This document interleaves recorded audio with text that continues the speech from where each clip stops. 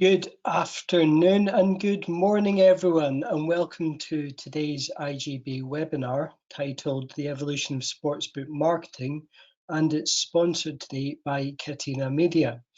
So my name is Robin Harrison and I'm Clarion Gaming's B2B editor, and I'll be topping and tailing this broadcast with this introduction and some housekeeping notes before passing over to our excellent panel.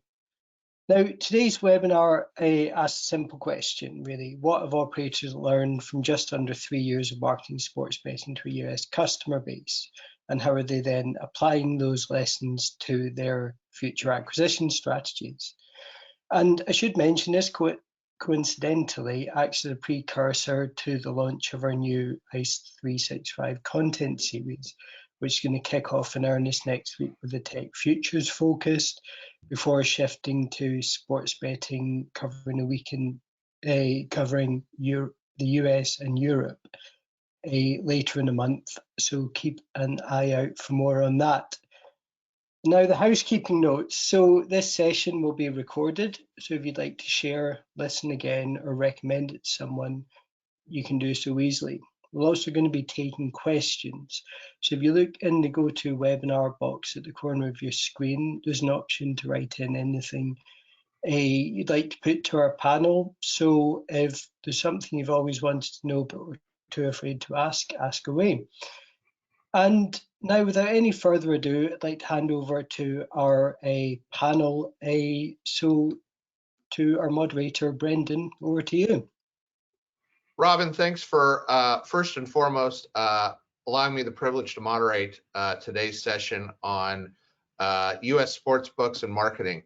And I have a great panel of experts here to talk with us today. And I'm going to let them take a minute to introduce each one of themselves. So Dustin, let's kick off with you. Hi, I'm Dustin Gauker. I'm the head of content for the aforementioned Catena Media here in North America, better known for some of our brands here in the United States, Legal Sports Reports, Online Poker Reports, Play USA, and The Lines, which is a consumer-focused betting site here, do affiliate work and industry reporting across the US. We also have regional sites that I head up, like Play NJ, Play Pennsylvania, etc. I've been doing this for about 5 years, covering at first just the daily fantasy sports space, and now obviously the evolution of sports betting here in the US. Thanks, Dustin. Ishwara? I'm Ishwara. I lead business development and partnerships for Yahoo Sports, which is a division of Verizon. So work a lot on our relationships. We have big deals with the NFL, the NBA, the NHL, MLB, as well with MGM in the betting space. Have been at Verizon for about 2.5 years. Before that was in more traditional sports and in banking and management consulting. Thank you for having me. Thank you. Aubrey? Hi, Aubrey Levy. I run content and marketing for The Score. The Score is a leading sports media operator across North America, as well as the sportsbook operator with our book, The Score Bet. Live in 4 states, New Jersey, Indiana, Iowa, Colorado. And as well as overseeing our esports content focus. Very good. Well, let's jump into it if we can here. I'll remind the audience, and I know we've got a good audience out there today, as you have questions, please feel free to add those in on the chat bar over on the side. We will make sure and get to as many of those questions as possible, but we have a lot of topics we want to cover today. And let's first and foremost sort of talk about the evolution, and Ishwara, I'm going to sort of start with you to kick this off a little bit, because Yahoo got into this because of DFS and everything else, and has somewhat transitioned over. But how has DFS and been sort of a launching point to get us into this post-PASPA world that we've been in? Yeah, sure. So we at Verizon and at Yahoo have been looking at the space like all of us have for a long time, watching the markets legalize and watching it legalize state by state. And we thought that it was an interesting space to play for us because we have the whole funnel. We have free to play games like the slate where you can guess what's going to happen tonight in tonight's NBA games. We have an enormous fantasy business, probably what we're best known for. We have millions and millions of people who play fantasy sports with us. And then we also have the #3 DFS business in the country. And we knew that a lot of those users would want to bet legally when it was an option. So we spent a lot of time, thinking about how we wanted to play in the market, and decided that, being an affiliate was the best place for us. There are so many good companies out there, like some of the people on the phone, who have the market access and the technology, and we knew that we could bring them users and content. How much, Dustin, obviously you said you got into this about 5 years ago with DFS as well, and obviously PASPA changed the world, in the way we look at this, but go back to the early days of DFS and where things went. And my start in it, obviously, is what happened in Nevada with DraftKings and FanDuel, which still to this day, we have the same problems we did, 5-6 years ago. But talk about how we sort of let's start at our ground zero, before we get into this. Yeah, I mean, a lot of people, and myself included, think that DFS really set the stage for what we saw. It started normalizing, the action on games, gambling or otherwise. Those companies became huge entities based on the fact that you couldn't really bet on sports outside of Nevada. They obviously still don't have DFS in Nevada, as you alluded to, but they did set the stage, and it did get everybody thinking about this, and it obviously made them the forerunners, because they were already acquiring customers at a huge rate that were primed for sports betting. So they flicked on the switch when PASPA fell in 2018. They already had these databases of DFS users who were ready and willing in many cases to bet on sports. And it's both from a legal perspective and setting the stage for getting sports and just everybody in the world kind of ready for the world that we find ourselves in today, to just the industry itself. And as we see DraftKings and FanDuel kind of as market leaders just about in every state, because they had these databases already acquired. And I'm sure we'll get into this, but that's what an MGM and what everybody else is up against, is trying to battle against what was an inherent advantage for those two companies. Are you reading my questions ahead of time here? Because I think you're about 3 ahead. But Aubrey, I want to go to you here real quick. Obviously the score, takes a little bit of a different approach in getting into this space, from its roots. But let's go back and sort of set the stage prior to being able to launch in the 4 states that you exist in. What market advantages did you guys have going in, do you think, in the platform you had before we jumped into the wagering side? So I think the strengths that we had working in our favor prior to PASPA, and that ultimately became the catalyst for us deciding to operate a sports book, were a couple. One, the way we approached our coverage around sports, because we were an independent, and even going back to our legacy days as a television operator of sports in Canada, we always were hyper-focused on kind of authentic content delivery specific to platforms we were on. So for example, as a media operator, we were not even mobile first, really mobile only as a sports media operator, and became very, very, very focused on what content do their users want from us through our Score mobile app.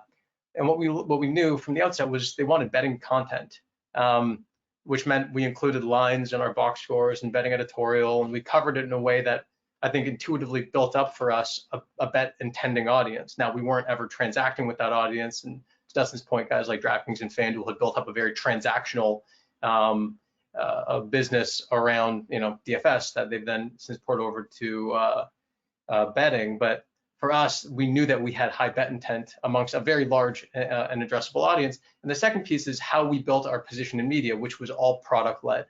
Right? We were up against much, much, much bigger competitors, guys who have a lot more resource than us and a lot of other assets to bring to bear, right? Including someone that's called like Vishwara. They have a huge, right? Obviously a huge fantasy business, some rights at their disposal that we don't necessarily have. So we had to lean in heavily around things like a very heavy focus on product and making sure that we built what we thought to be a market leading sports media app. And so now the PASPA, once PASPA repealed and we looked at where can we win or where can we carve out a position for ourselves in betting, it was leaning into those two things. It was understanding what the right experience is to give to our users, leaning into how do we service, as a starting point, our Score media users, and then subsequently the market at large with a different product that's more integrated, that services them, hyper-focused specifically for us around mobile, and try to tackle the market from that perspective. Dustin, I'm going to head back to you because I think, one of the things that now that you've mentioned, and I think everybody brings a different perspective as we jumped into sports betting, and obviously fast forward the 3 years roughly that we've been in the middle of this, customer acquisition is key. And you highlighted off of, DraftKings and FanDuel that had obvious bases in there. But, even so much as like when I was driving into the office today, I've got a billboard I drive by that's a station says up to $500 in free play basically off of that, for either bet forgiveness. But how has, customer acquisition changed from the DFS, world and transitioning those over to the sports betting side?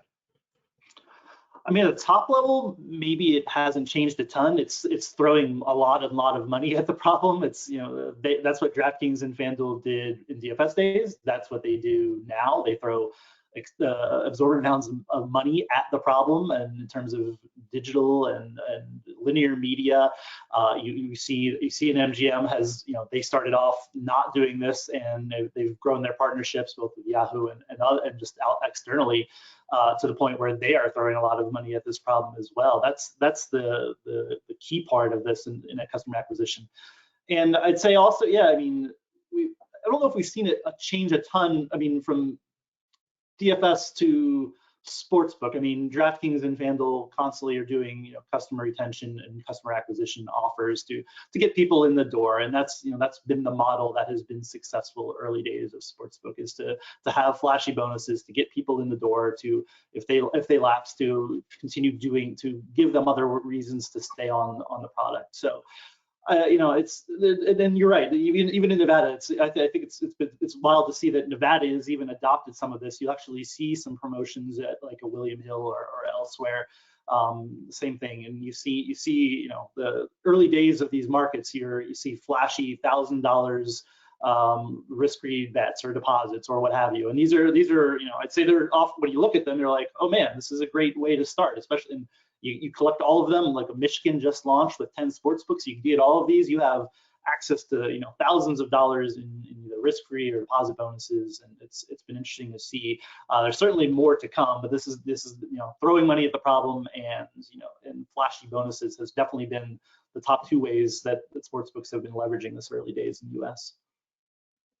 Ishwara, I'm going to go to you as an affiliate in the space, just because you serve an interesting role of having still a strong DFS product, relying on partnerships like with MGM and others. How has your partnership helped the customer acquisition phase for like an MGM and others in the space? Yeah, for us, I think what Dustin said for sure is right. I mean, the CPAs that you're seeing on customer acquisition in many states are really high. They're probably, I don't know, to throw out numbers, you've seen numbers as high as $400 in some states, and I think they could even be higher. For us, I think what we bring uniquely, which is why I think a lot of betting operators want affiliates, is the ability to acquire customers at a much lower cost. And we have customers. It's not to say that we don't do marketing. We do a lot of marketing, but we also have a lot of customers already. We have 60 to 70 million people coming to Yahoo Sports every month anyways, before betting was legal. So while they're there anyways, we give them options. Our goal is to serve fans with what they want. So if you're not interested in betting, you're on our site and you just want to read about tonight's NBA game, that's totally fine. You want to check your fantasy scores. But for those people who are in legal states and are interested in betting, we give them options. And it's interesting for us, as you note, because if you're sitting there in California, we can offer you a DFS game because betting's not legal in California, as we know. So we just want to be able to be there to serve what they're interested in doing. And I think the fact that we have league partnerships and content gives us a lot of advantages. Aubrey, from your perspective of the media company and obviously the community you've created with the regular score app and the wagering, obviously in the 4 states you're in, how has that been a tool to help keep those customers within the community and transition them over to the betting, while also I got my alert last night that Nebraska was playing Rutgers, and obviously you're not in Nevada right now, but I'm within the community side, so. Yeah, I think that that's our primary focus, is to get every individual like yourself, Brendan, who is a score user in any state we're operating, who has an interest in betting with us. By being the only media operator that actually is whole hog as a sportsbook operator, our opportunity to do exactly what Ishwara is talking about, that we're all focused heavily on, which is focus on servicing you as a sports fan and providing you with bet functionality and optionality as and when you want it. And so for us to know, you're interested in that particular matchup. If you bet with us, we know we have a bet on the game, so we can offer you cash out features. I mean, there's a lot we do to make sure that we are being as minimally invasive as possible to you in your sports consumption experience, and only at the point of interest and intent do we surface you the market, surface you the promotion, and get you over. That's the kind of nexus of our entire strategy, which is understand our sports users and get them over, and then couple that with strategic external performance marketing. I mean, our playbook, to Dustin's point, I mean, when you ask what's going on in the landscape, how has customer acquisition evolved, for a lot of the guys who are market leaders in the sports betting business today, it's the same playbook. It's spend aggressively. In fact, there's even more players now, right? There's the big casinos, there's the Europeans, there's a lot of guys who are aggressively are spending above the line and throwing a ton of promotional money around the room. And our perspective is that that's not a game that makes sense for us to play. So when we look to, whether we do it externally with performance marketing, we focus hyper focus on getting score users betting with us. What we've seen is over 50% of our betting users are ecosystem users, regardless of where they inbounded from, externally or from our owned assets. So from us, that's good indication that the bridges we're building, integrating media and betting together, are performing very well. That I don't care where you come in from, the mousetrap, once you're in, is doing a great job of keeping you in that ecosystem. And whether I'm talking to you via push notification on our media app, right, offering you a cash out offer, sending you a promotion, by knowing your sports preferences and having you actively consuming there, that opens us up to do a ton of cool and innovative stuff to bring the bet as close as possible to you, and totally minimize any potential disruption to your enjoyment of the game and subsequently getting your bet on.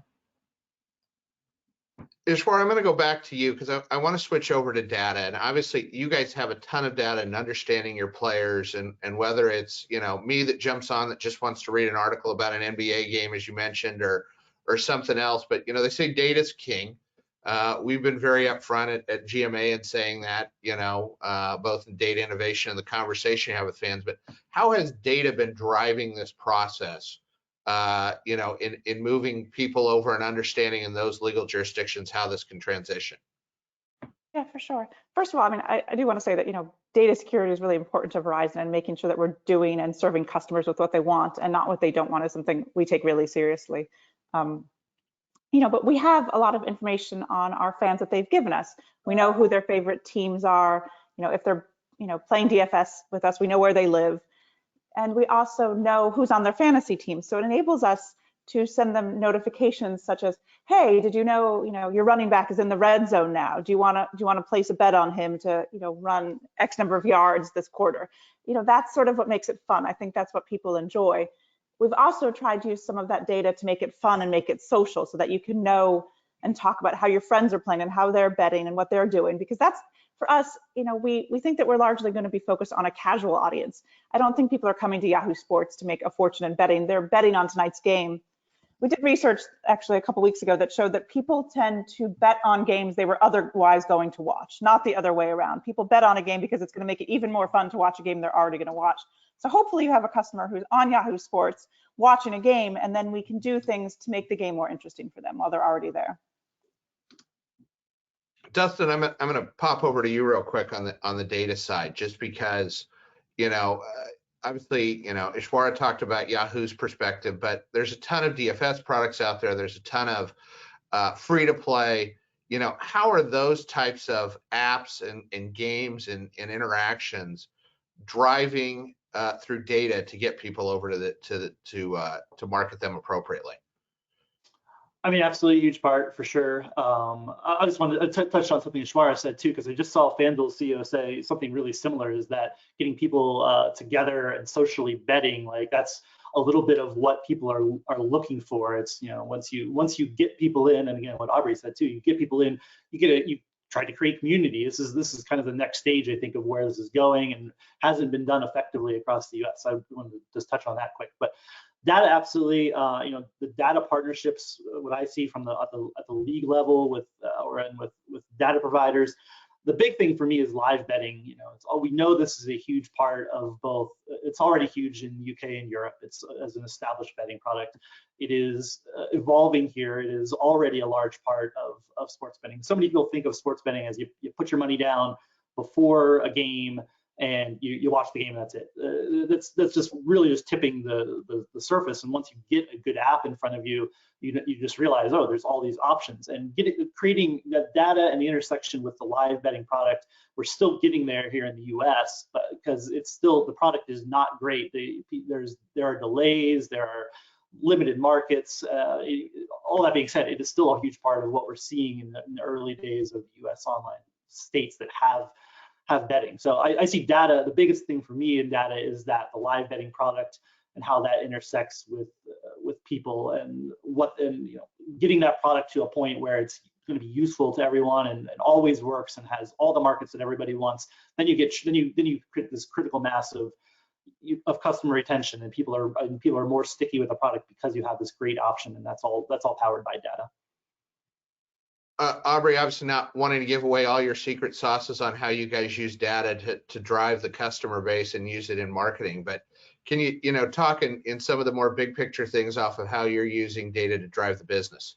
Yeah, I mean, look, Dustin kind of took the words right out of my mouth. I mean, there is certainly data understanding users' sports interests and betting preferences and serving them with the right market at the right time or the right promotion at the right time. But there's also this huge underpinning piece of how are you even supporting them from live and in-play, which is exactly right. I mean, mobile and in-play is increasingly where betting handle is going.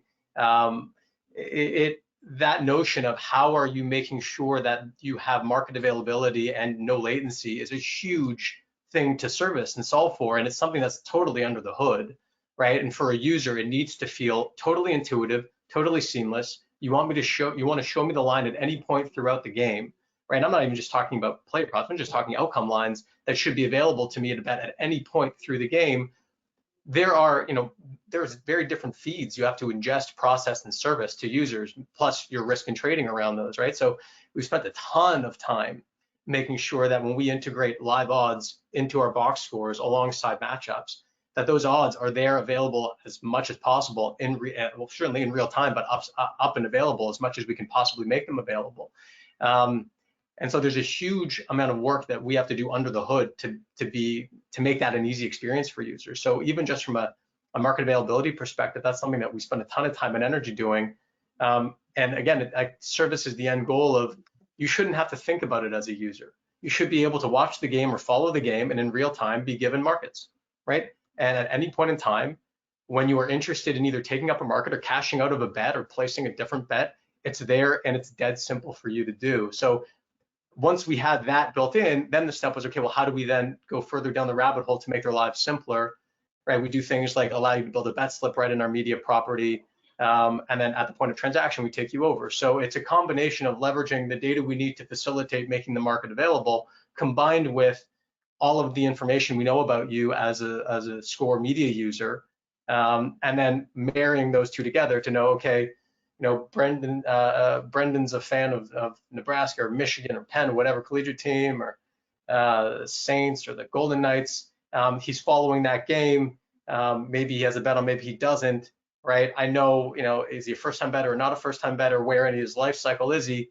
This is the right message to put in front of him, and here are the markets we should be surfacing. So marrying those two is a ton of under the hood work, and I think I'm very pleased with where we are with it, but we're just scratching the surface. Like, that's where you'll really start to be able to see some differentiation in product, and it's going to feel almost so intuitive to a user that I think the social betting component is something that would be great to talk about amongst us three, because I think we all collectively see the opportunity there.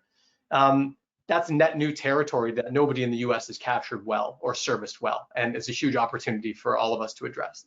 But this notion of just how are you servicing bettors with availability of markets and the right markets at the right time, it's a huge undertaking that I think maybe if all you're focused on is marketing and not really focused as heavily on product and market fulfillment, if you don't get focused on that soon, you'll start to get left behind. Well, and I think that's a valid point. And before I go to my next question, I want to remind the audience that if you do have questions, please feel free to use the chat box over on the right, and we'll start getting to some of those here in a little bit. But, I think, Aubrey, you hit on a point that sort of is where sort of the balance lies. Is, are you focused on the technology side and data-driven, or are you focused on the marketing side? And there's some that are doing it, I think, well in the space. I think there's others that are maybe being left behind based off of their focus, and others that are trying to jump in still into this, early market that, granted, we have 20 some odd states and jurisdictions that have sports betting, but I still view it as we're very much in the first inning.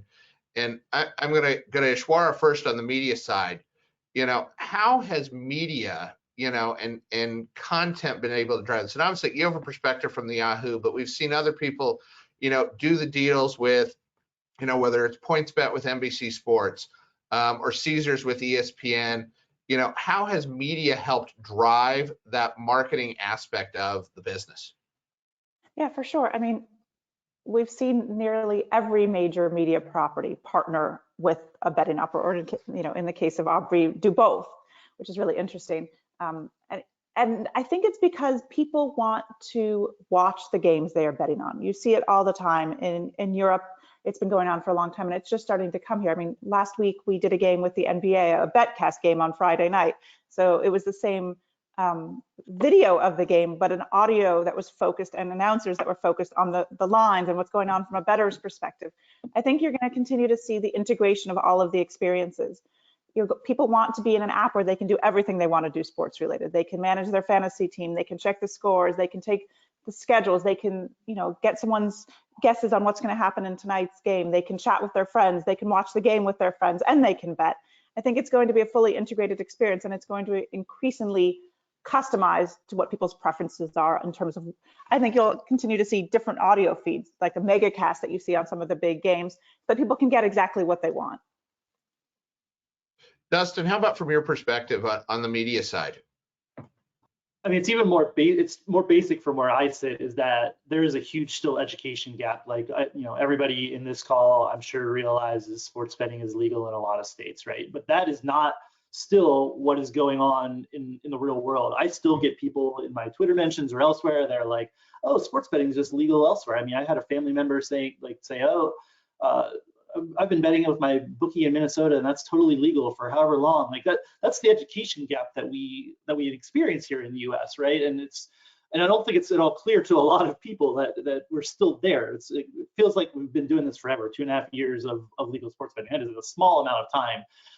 But in the wider scheme of things, people just need education, and we're still, I look at it from a search perspective, we're still going up against offshore sports books, which are probably doing better in the wake of all of this than they were before, because just there's more interest, there's more eyeballs on sports betting. So to me, I see the media partnerships, and this is great to me from an education standpoint, that the more we are talking about sports betting on a legal and regulated basis, we're talking, an MGM is partnering with a Yahoo, or like you mentioned a bunch of these partnerships, but all of this it's seated in people's minds. So it's even less marketing, more just this basic level of education that we still have. We're still so far away from. I mean, I don't know how long it's going to take, but I see people, again, I follow a lot of people in sports media, and they are still citing offshore lines. That's they are not operating here legally, and but they get this they're treated in media that's the same as legal and regulated books. So that education component,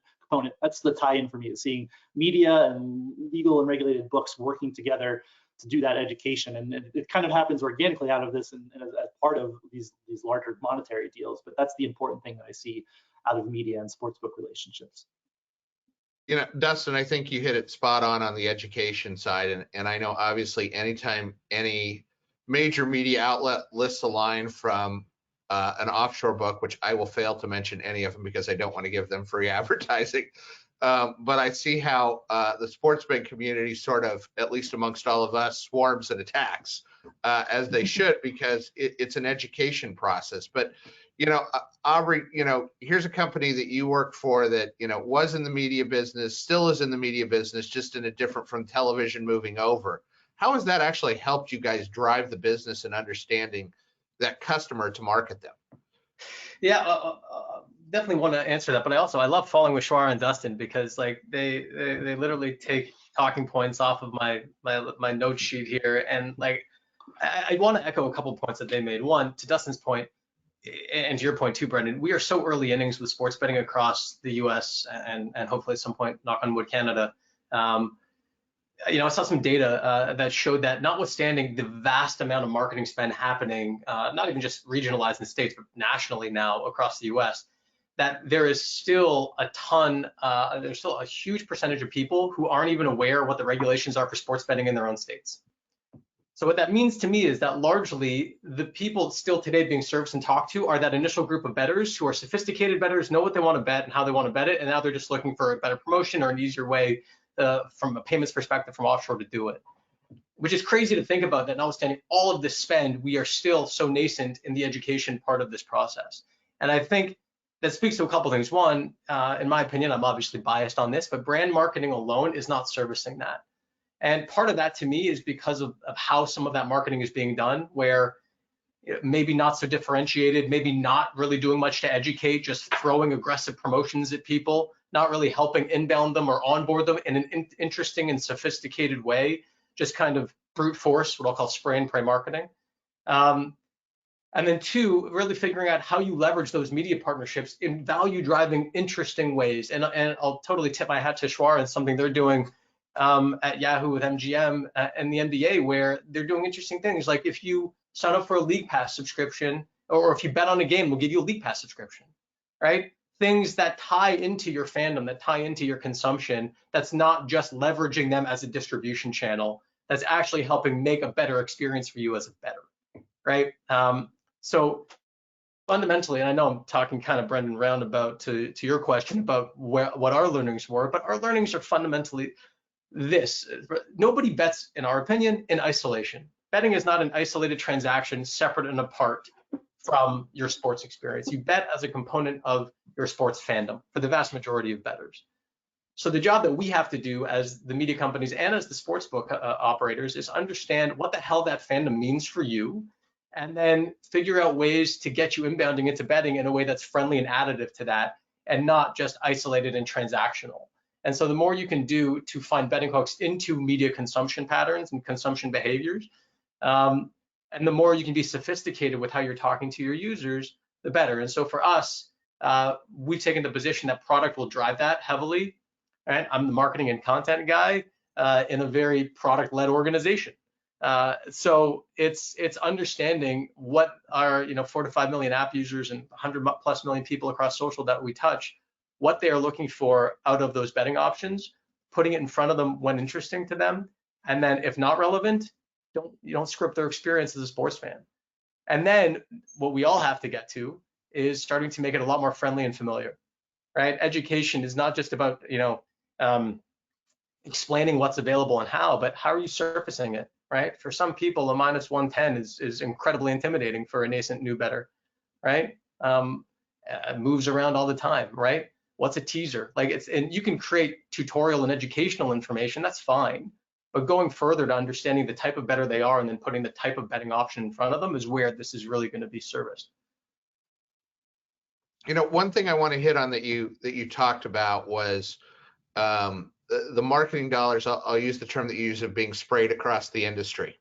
And I think we're seeing that a lot with teams and some of these partnership deals that are out there that are literally, I mean, I look at markets as we've advised our clients on our side, and these are just insane numbers that I'm like, what are you guys thinking and how are you going to do this? But Ishwara, I'm going to kick off with you on this, and not to put you on the spot, but you were the first one to sort of smirk at my comment on this. But obviously we've seen the transition of teams and jumping into this, and now we've been wanting more of a piece of it, and obviously from the sponsorship side. But how does that either help the business, or does it pay off in the end when we see millions and millions of dollars lead towards these sponsorships and partnerships? I knew you were going to go to me with that question about all the money that's being spent with leagues and teams. Look, I mean, Verizon spends hundreds of millions of dollars in sponsorships, right? I mean, we are on the betting space, we're an official partner of the NHL, the NBA, and MLB. But to be fair, all of these deals started out as something other than betting. You know, we were partners with all of these leagues for a variety of other reasons. Verizon, like if you take the NFL, Verizon is the official wireless partner of the NFL. We actually wired the stadium that the Super Bowl was played in. We do cool, new, innovative concepts with them, like a multi-cam experience for the Super Bowl. And on the Yahoo Sports side, we stream every single NFL game in the Yahoo Sports app. So these deals were not initially scoped out to include betting. Just to be totally transparent about it, it's a big Verizon play about technology and innovation. And to the points that Dustin raised earlier, we want to see what our technology can do to enable in-game betting. You know, 5G will help with the latency.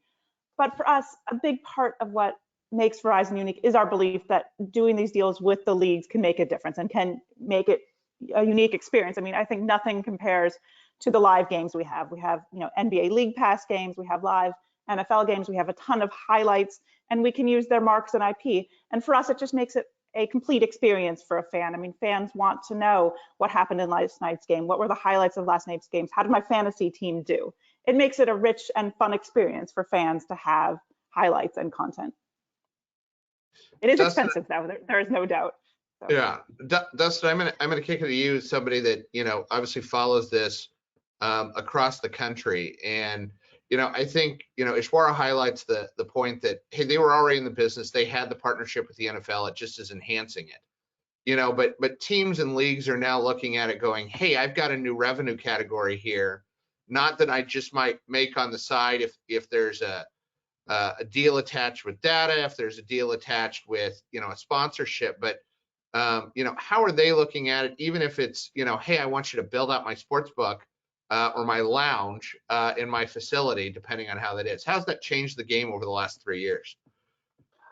I think I'm with you, first off, that it looks kind of crazy from the operator standpoint. And I now almost yawn when I see a new partnership because there are so many of these, and most of the times they're not exclusive. So it's like, you know, when you see them, it's like, how big of a deal is it? But I think there is, it does come out in the back end. You know, it's you know, from a team's perspective, you are creating, again, you're educating and, you know, legitimizing a sports book. First off, you're trying to channel people to a legal sports book, which is what the leagues and the teams should want at a top level. You're also, again, we've said it this bunch of times, creating an engagement with a customer, with a fan, right? That they not just engaging with your team, they are also sometimes betting on the team. That, you know, I mean, it's no secret that, you know, if you watch a team, you're probably more likely to bet on them. That's very obvious, and we all know that. But then beyond that, when you see all these deals, like, you're really building brand awareness. I think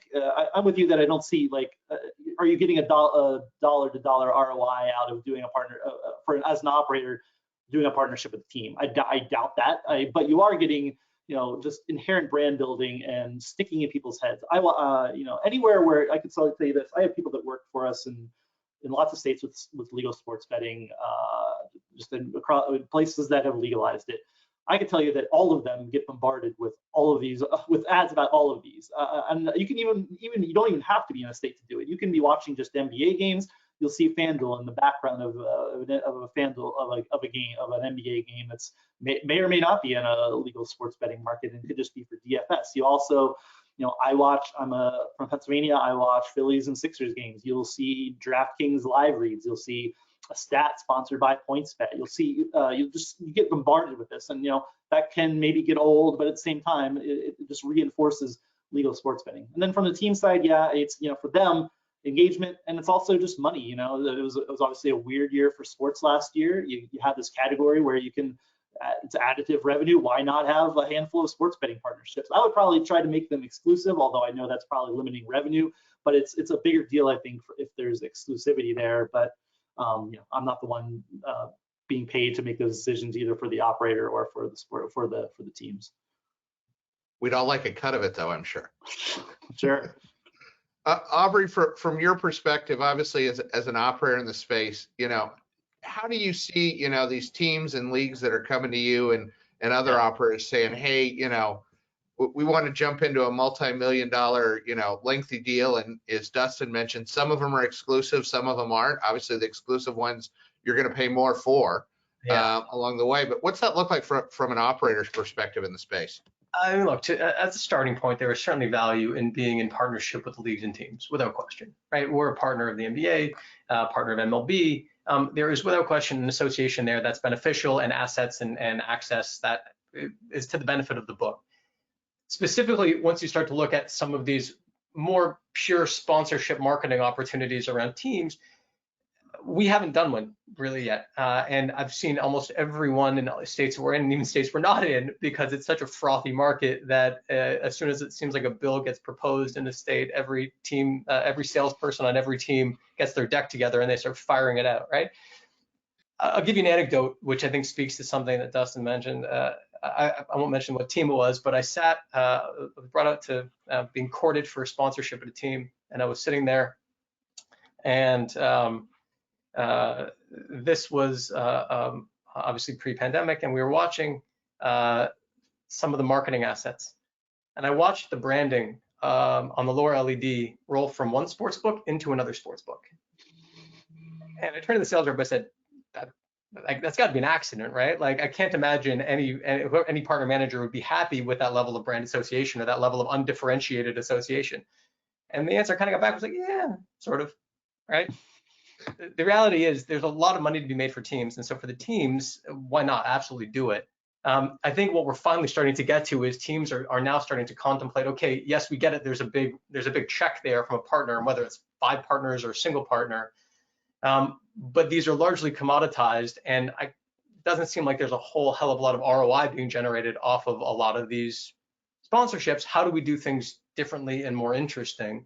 And that's where, I think there's value in doing team partnerships. You just have to do them in a lens, or do them in a way that actually can activate and actually mean something more to a consumer, right? Not just a crappy little sports bar in the corner of a venue that nobody even goes to and doesn't even represent your brand well, right? Or undifferentiated brand splashing.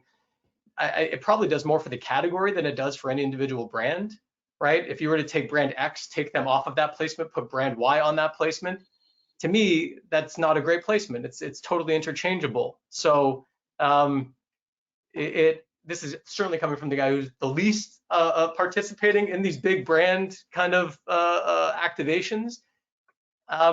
I think there's value there. I think that there's been a rush to kind of gobble up as much air out of the room as possible for a lot of operators. And now I think finally there's a bit of a thought process towards, okay, how do we actually do these in a way that might lean more towards efficient activation, and not just go grab that as a partnership, make sure we have presence there. Because you can't do that forever. I mean, some operators can. Some operators can keep firing bullets over and over and over and over and over again, but largely at some point, you're going to have to contemplate what the ROI is off of some of these. So I'm starting to see that now, and I think there's a way to do it that's more interesting, more differentiated, and more value creating. I've got one more question I'm going to ask each of you real quick before we start getting to some of the audience questions, and it's a technology piece that I think all 3 of you have highlighted at some point, which is the latency issue. And obviously, 5G is going to play a role in that. As you build out these stadiums and actually have, good infrastructure in them, that's going to help on that. But how is technology, and probably the biggest challenge I see is the latency issue of getting everybody in sync to keep that betting window open further. How is that going to change the game, as well as help market those that are on the leading edge of that to be able to do that? And Dustin, I'm going to start with you, since you brought up the latency issue first in our conversation today. But tell us, your thoughts off of that. Yeah, I mean, tech is, we keep talking about things that are not within the reach of every operator, which is spending hundreds of millions of dollars, maybe not hundreds of millions annually, but over the course of since legalization started, that's not everybody. Not everybody has the wherewithal of a DraftKings, FanDuel, or BetMGM to do this right now. So I think product is going to be key moving forward. And if I think we're already seeing some of that. If you don't have a good product, whether it is live betting or just using the app or whatever. We said we were going to talk about Oregon, but we have a crappy app here. We only have one. And sometimes, if I had a good app, I'd probably bet way more. It's like, because the technology is not good, I'm not engaging with the product, and that annoys me from both a personal and a professional level. But it's key to having to having product that works and and everything being seamless. And the other part of on the tech side is, people are, it's a little far afield, but people are obviously cord cutting, not getting live. They're getting live streams, but not totally live streams, right? Like I have YouTube TV here, and there's a delay when I'm watching, so live betting is not great. So getting to that point where where streaming catches up with that and having really live experiences, that's where it all needs to come back. We haven't gotten into, there's a limited amount of streaming that goes on in actual sports books. I don't think I think we're kind of far away from having like real games like in a DraftKings, like top level Big Four leagues in the US being in the sports books, but that kind of, being a true second screen experience and being able to, seamlessly between the game and your betting experience, I think that's something that's going to happen over time and will get better. Ishwar, I'm going to go to you as the tech company, partnership here. But what is your perspective off of it? Yeah, I mean, our perspective is Verizon's invested, hundreds of millions of dollars in wiring stadiums and arenas. I think that, technology in stadiums is good for a lot of things. Betting is one of them, but there's a lot of other things. I mean, just basic technology. We find it's useful for wayfinding. Where's the shortest beer line? Where's the shortest line for the bathroom? Can I get my food delivered or my t-shirt delivered to me? But, given all of the partnerships that we've just discussed that we spend a lot of time talking to teams and leagues, and every single team that we talk to is looking for ways to engage fans, both at home and in the arena. And that includes gamification, which is everything from betting, but also just free to play games. A lot of teams are still in states where betting isn't legal. So for them, gamification is a way, one, to engage their fans, but also, quite frankly, to develop a database of users that they can target once gaming and betting does become legal in their state. So for us, it's a lot about the fan in the arena for sure, but also, let's remember that 99% of fans are not in the arena. So how can we make that experience better for them? I mean, in a perfect world, to me, you would actually be on your phone watching the live game, likely an alternate feed of that live game with bet buttons so that you could bet on the next pitch or the next, fourth down play, because that's what makes it fun. To me, it's all about the gamification of the experience, how to make it fun and engaging and make it so that there are constantly things to do when there's a break in the action. Aubrey, anything else you'd like to add off of that before we get to a couple audience questions here? No, I think both of those guys are on the money. I think the name of the game for sportsbook operators and media companies is to simplify the experience for the user. And whether that means reducing latency and availability of markets so that there is perpetually interesting markets for them to bet on that they have that they're looking for, or it's simplifying that connection point between consuming and betting. Reducing the friction between, okay, I'm following, it's halftime, I now want to place a bet for the third quarter, fourth quarter. I have to go authenticate through a separate, maybe not such a great product experience, get in, place my bet. Now I want to follow that. Am I following that in the betting app or in my media app or on linear? Reducing as many friction points as possible, which is where we spend, honestly, as much time, if not as anything, which is bringing the bet closer to the user. And simplifying, reducing, making your life easy and letting you get back to consuming the game in whatever form that is for you, right? That's our job. I think that's the job of a sports betting operator, which is to make your life additive and easier, not more cumbersome and challenging. Because sports bettors are used to cumbersome and challenging by going offshore, going to black market. The way we're going to win onshore is by making lives easier. And I think we are very early to that end with even just the technology pieces, social betting, market availability, how we're surfacing odds, all of these things. There's a ton of opportunity ahead there. Robin, I'm going to kick it over to you because I know I want to get to some audience questions as we've got a little under 10 minutes left in today's conversation. Thank you, Brendan, and thank you, everyone. I really enjoyed that, and seems the audience did too, because we've had a few questions through, and we could probably get through one or two before we have to wrap up. So starting off, we've had one attendee ask the following. They've asked, the UK is a mature market and suffers from promiscuous, bonus-hungry customers. Is the US seeing this yet in more established states? Dustin, do you want to maybe take that up first, since you cover almost every state other than maybe Utah? Yeah, I mean, it's hard to say what is going to be long term. Definitely not no sports betting in Utah ever. So move if you want to bet on sports legally ever in Utah. But yeah, I mean, that's been, again, I said this at the top, but that's been the modus operandi for everyone is big bonuses, attractive offers to get people in the door. Whether that continues, we see lots of companies kind of sitting back and waiting. Aubrey's one of them, and is that a viable strategy? We'll find out certainly. Right now, to win, if you want to win now and you want to show growth, and if you're a publicly traded company like a DraftKings that just went public last year, you're trying to show a growth pattern. So you're doing this, and you'll acquire customers at all costs. But then there's others who are sitting back and being a little less aggressive about it. The one that I look at mostly, whether it's smart or not will be borne out in time. But Bet365 is obviously an absolute giant over there.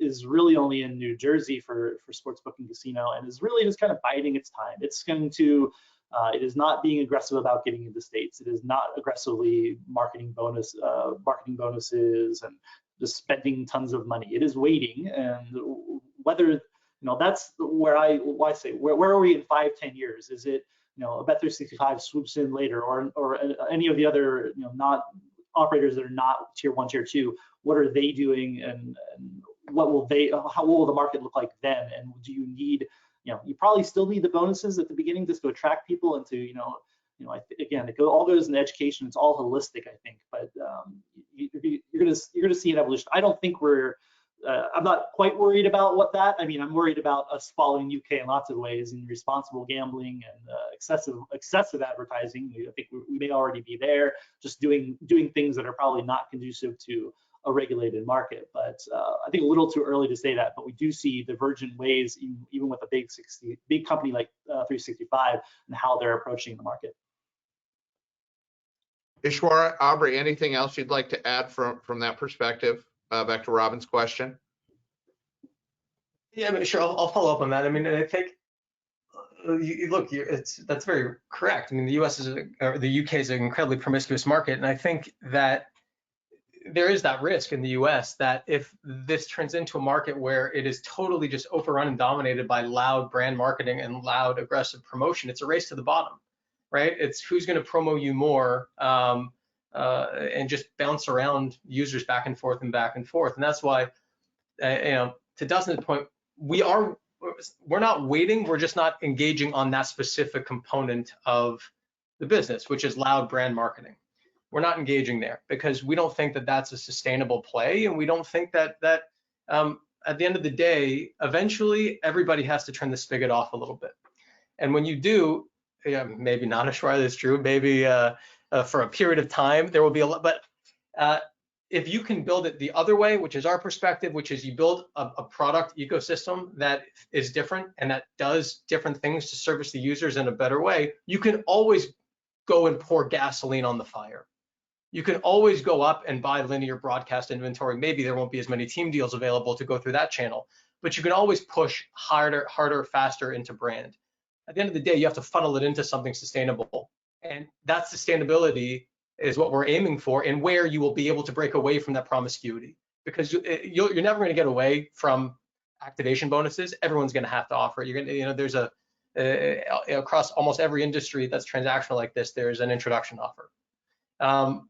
So you're going to have to do some component of that. But the question is, at what point are you able to stop just throwing promotion after promotion after promotion at the user and keep them, because you're giving them a better experience that drives value, right? There has to be value that you drive other than promotional cost.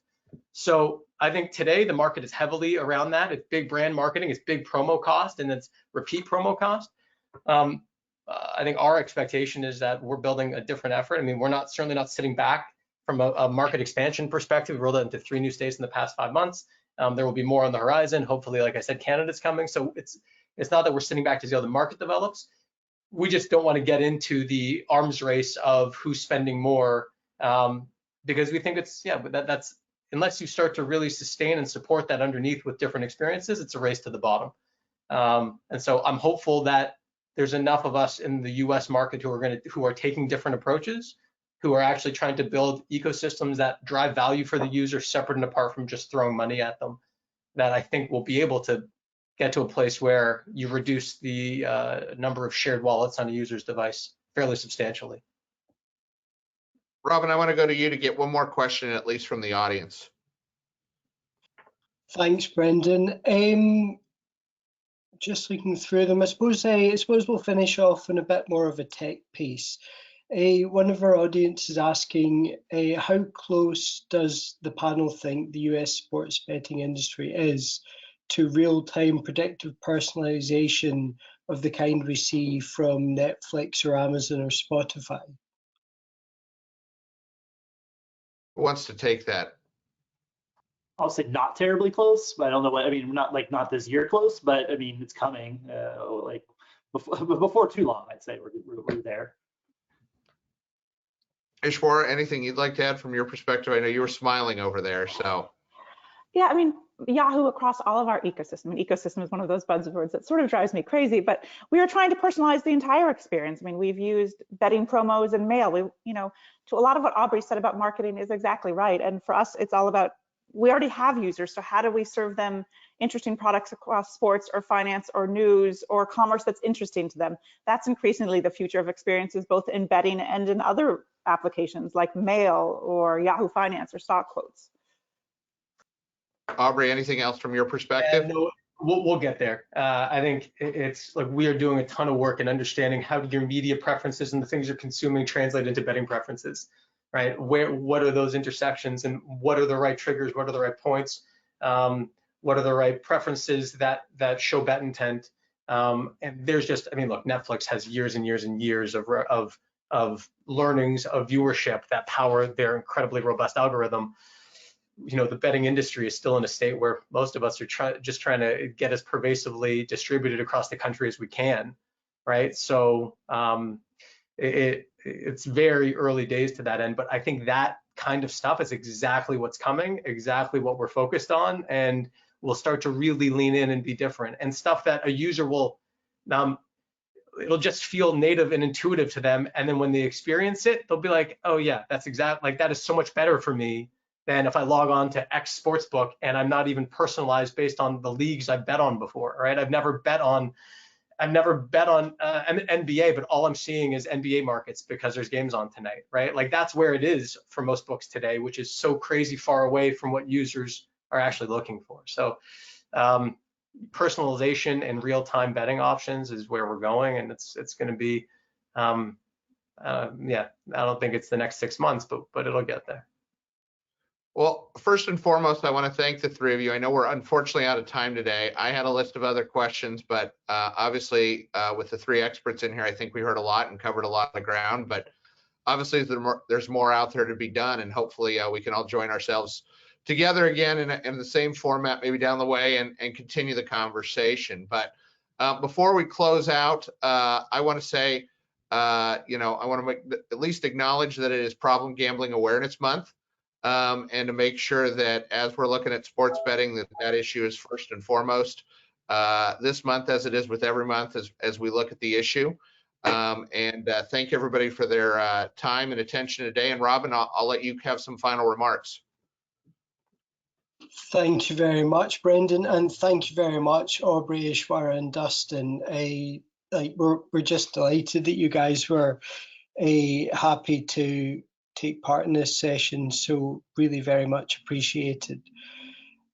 And that, dear listeners, is everything for today. So please remember this session has been recorded, so it will be available to listen on demand via the igamingbusiness.com website.